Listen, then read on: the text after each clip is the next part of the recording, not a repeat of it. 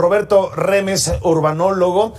Roberto, bueno, pues estamos hablando justamente en la parte final de esta nota que la gentrificación pues beneficia a unos, pero afecta a otros. ¿Cómo poder entender este fenómeno? Que además, tengo entendido que esto de la gentrificación en realidad ya tiene mucho tiempo.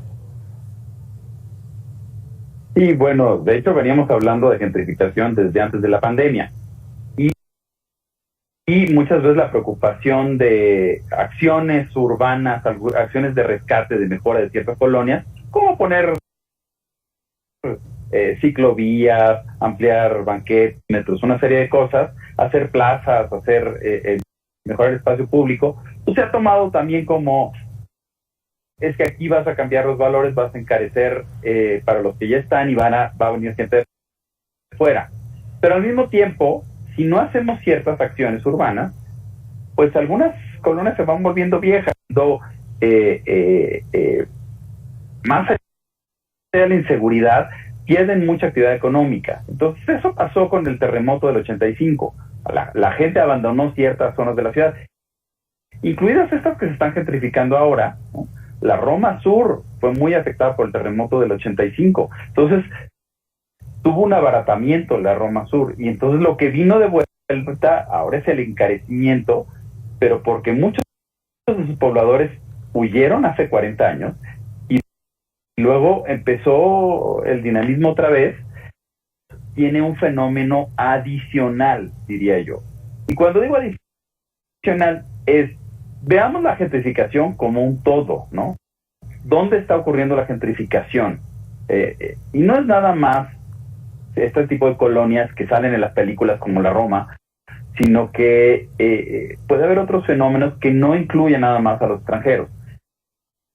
Y esos son los que, a mi juicio, nos tienen que preocupar más. Entonces, permita que en toda la ciudad haya desplazados constantemente por mejoras urbanas o por cambios en las dinámicas urbanas, ¿no? Sino que tengamos cierta estabilidad entre el derecho al arraigo, se habla del derecho a la ciudad, pero que no centremos nuestros ojos en un puñado de colonias en donde sí, me da mucho coraje empezar a ver letreros en inglés, me da mucho coraje efectivamente ver cómo se encarecen los restaurantes, las cafeterías o algunos otros negocios de estas colonias, pero el fenómeno de la gentrificación en realidad es mucho más abierto, no centrarnos nada más en esta burbuja en la que todo sucede, ¿no?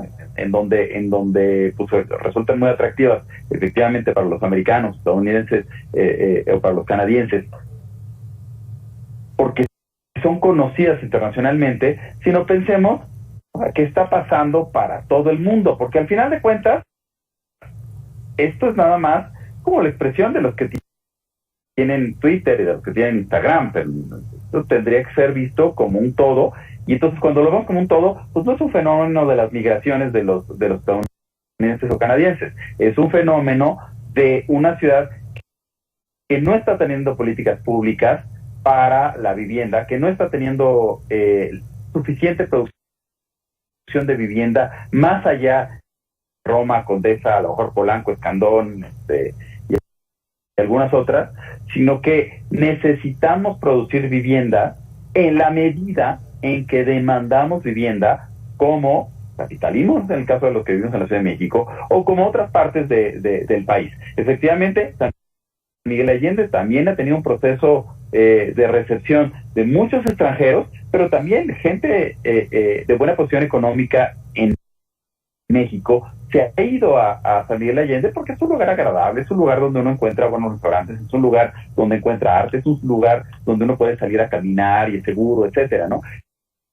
Y así hay otros barrios, quizá la Colonia Americana en Guadalajara, quizá pueda llegar a suceder esto en el barrio antiguo de Monterrey. Tenemos que ver el foco mucho más allá de estas colonias que mencioné, es decir, cómo produzco vivienda suficiente, asequible para todos los capitalinos o para todos los habitantes de las ciudades, y no solo estar pensando en las dinámicas de una burbujita en donde de por sí quienes ya viven ahí son privilegiados y ahora pues claro se sienten desplazados, pero las políticas de vivienda tienen que ir mucho más allá de esa burbuja, ¿no? Y entonces la gentrificación simplemente forma parte de dinámicas urbanas y tenemos que instrumentar políticas públicas que no representen la expulsión de los habitantes, que no representen el cierre de negocios tradicionales y que pues, tengamos cierto grado de tolerancia de estos cambios, siempre y cuando se mantenga ese derecho al arraigo que mencionaba anteriormente.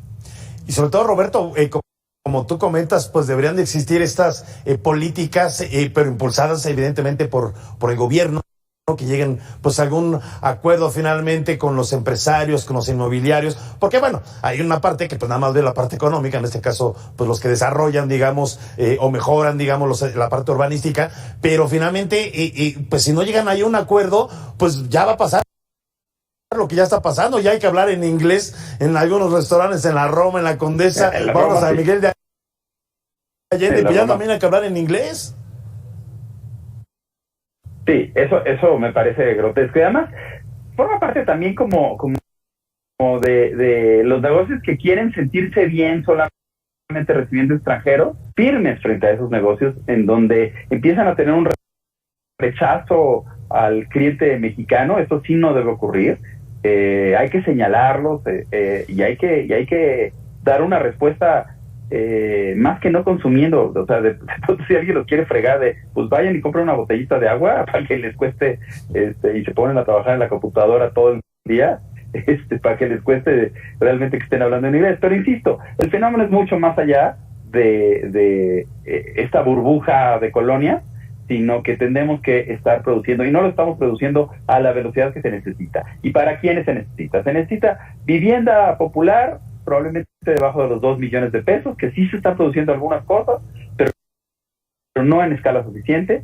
Vivienda media en escalas de 2 a 5 millones de pesos, ¿no? Eso es lo que se necesita producir en el caso de la Ciudad de México. Estas cifras son muy altas cuando hablamos de Guadalajara, a lo mejor, son mucho más altas cuando hablamos a lo mejor de un León, de un Puebla, pero cada ciudad tiene que estar produciendo vivienda social y vivienda media en la escala suficiente. Y muchas veces no se produce la cantidad que quisiéramos, porque cuando un desarrollador quiere invertir en este sector, pues va, consigue el terreno, empieza los trámites. Pero si pasa año y medio entre que empezó a desarrollar el proyecto y pudo empezar la obra, pues resulta que ese es dinero que tiene congelado. Si nosotros lográramos que de aprobación pasaran, por ejemplo, 90 días, pues eso abarataría mucho la vivienda y aceleraría la producción de vivienda social y media, que es la que hace falta. Necesitamos que los trámites sean mucho más sencillos, que haya certidumbre, parar este estigma. Construir edificios no tiene que ser visto como un castigo sin mucho escándalo. Se tiene que castigar, punto. Sin escándalos.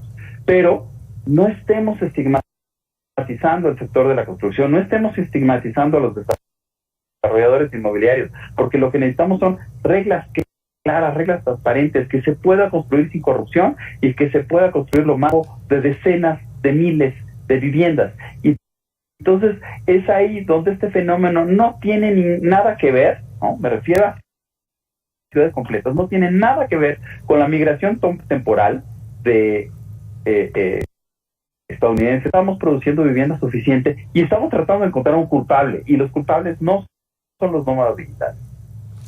Pues sí, Roberto Remes, urbanólogo, agradecemos mucho tus palabras, haber estado con nosotros, un tema muy interesante, y ojalá pues que los candidatos suban pues al discurso el tema de la vivienda, que es muy importante. Muchas gracias, un fuerte abrazo.